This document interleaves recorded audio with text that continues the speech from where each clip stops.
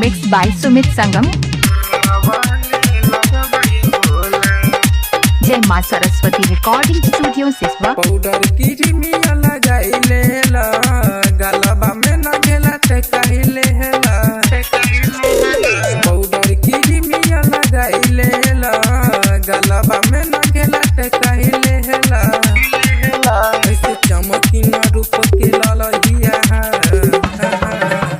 अब सहतला जुटिया का कहिया से बाबा हले लगवाए भोला सहतला जुटिया का कहिया से बाबा ले लगवाए भोला बाबा ले लगवाए भोला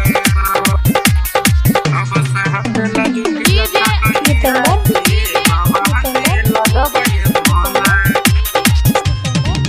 बाबा ले लगवाए भोला। जय मां सरस्वती रिकॉर्डिंग स्टूडियो सिसवा।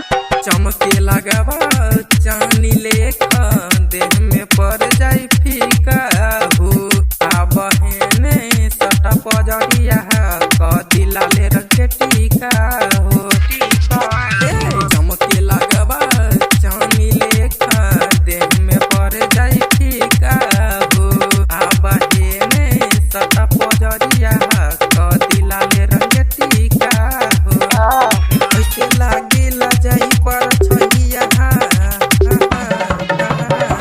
बस हटला जुटिया का कहिया से बाबा हले लगवाए भोला बस हटला जुटिया का कहिया से बाबा हले लगवाए भोला बाबा हले लगवाए भोला बस हटला जुटिया का कहिया से बाबा हले लगवाए Bhola. Mixed by Sumit Sangam. जय मां सरस्वती रिकॉर्डिंग स्टूडियो सिसवा। सही हरदम संगम पिया रही है सोना झारे के रचर दीपक के जैसे तोहरो रूपवा रखेम सवारे के सही हरदम संगम पिया रही है सोना झारे के रचर दीपक के जैसे तोहरो रूपवा रखेम सवारे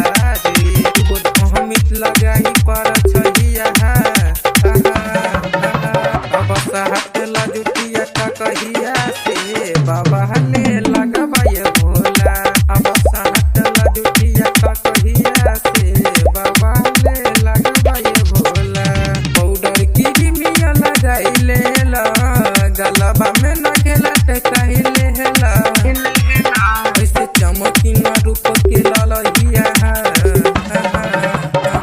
सहतला जुटिया का कहिया से बाबा हले लगवाए भोला अब सहतला जुटिया का कहिया से बाबा हले लगवाए भोला।